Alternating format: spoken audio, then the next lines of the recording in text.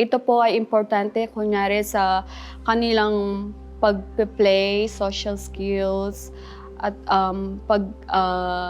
gamit ng kanilang bag at pagpunta sa mga CR at pagligpit ng kanilang mga libro. Kunyari sa pagpunta sa banyo, ito po ay importante sa kanila at kunyari sa pagsusuot ng sapatos, pagsusuot ng bag, at sa paglalagay ng mga libro sa bag.